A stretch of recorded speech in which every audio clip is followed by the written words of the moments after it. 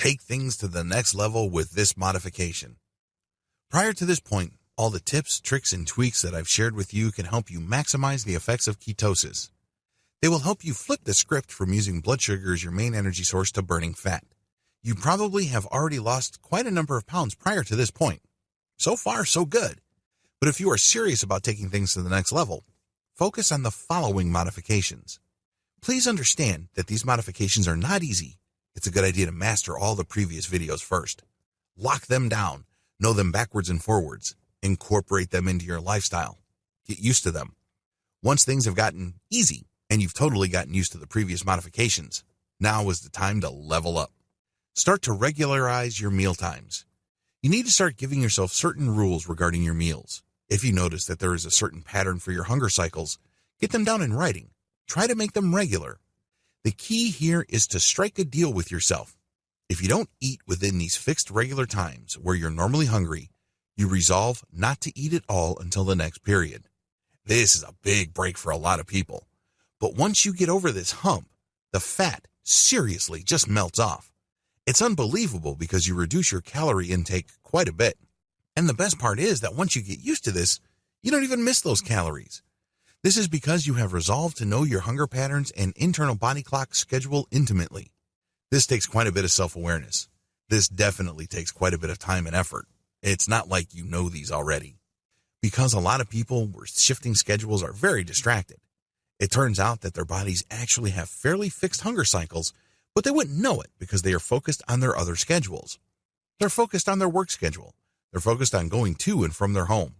But once you zero in on your hunger cycles and you regularize these in terms of your meal times, you make quite a bit of progress. Because eventually, you would be able to skip meals if you're not feeling hungry within a specific period of time. And then you would be able to wait until you're hungry again for the next period. Also, your mind gets used to it and you are able to stick to your meal times. Eliminate or greatly reduce snacking. Prior to this point, you can still snack. But eventually, once you've regularized your meal times and your hunger cycles have become more controlled and fixed, you can start eliminating snacking. Now, please, understand that this is not going to happen overnight. You've probably been snacking all your life. Welcome to the club. That's how most people are. That's perfectly okay. But once you have a good hold or control over your hunger schedule, you can make amazing progress in greatly reducing or flat out eliminating snacking. I know it seems like a pipe dream right now. It seems almost impossible, but you'd be surprised as to what you're capable of if you put your mind to it. Start with a gradual reduction. It doesn't have to be big. You don't have to be a hero. You're not looking for some sort of great leap ahead. You just want to make a little challenge.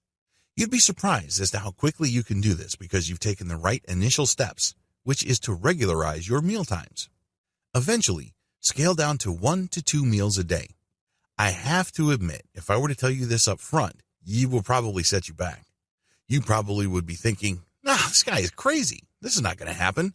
I eat regularly. I eat 3 square meals a day with a few snacks in between. Believe me, I understand where you're coming from because that was my mindset. But once I was able to regularize my meal times and I was able to practice everything else in this training prior to this point, this was the eventual conclusion. Seriously, this is where you're headed. Because if you did everything that I've told you correctly, this is where you will be. You will be able to scale down to 1 or 2 meals a day.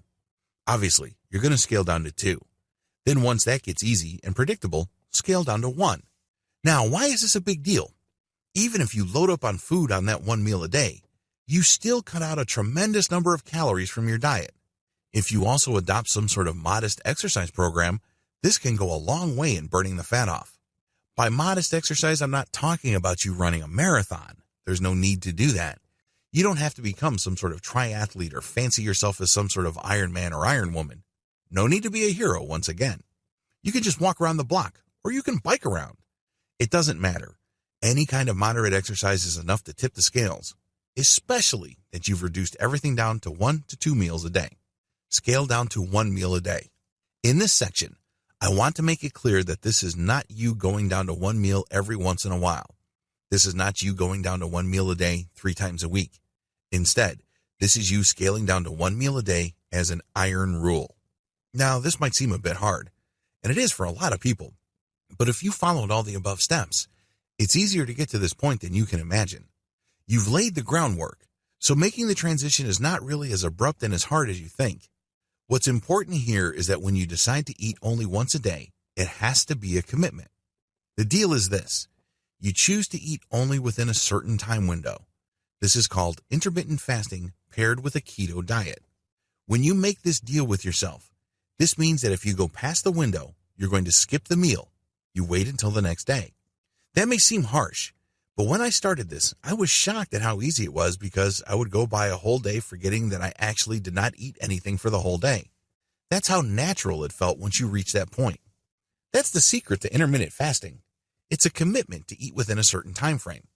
You need to be on the same page with your primary care physician. Any advice here that I give you must be run through and approved by your doctor. If you engage in any kind of fasting, make sure you talk with your doctor first. Still, when you adopt intermittent fasting, it really turbocharges your weight loss and it exaggerates the weight loss effects of the keto diet. If you can, adopt a day-to-day fasting technique. This is really taking things to the next level. With a day-to-day fasting technique, you're basically eating within a certain time window one day, then completely avoiding any food the next day, and then going back to eating. Now, a lot of people never reach this point. This is purely optional. But if you want to really level things up, this is definitely a good candidate. Some people even take things to a whole other level. They would go 2 days fasting, and then 3 days eating, and then back to 2 days fasting. That may be too extreme, but it's definitely an option you should explore once you're able to pull off all the other steps described above.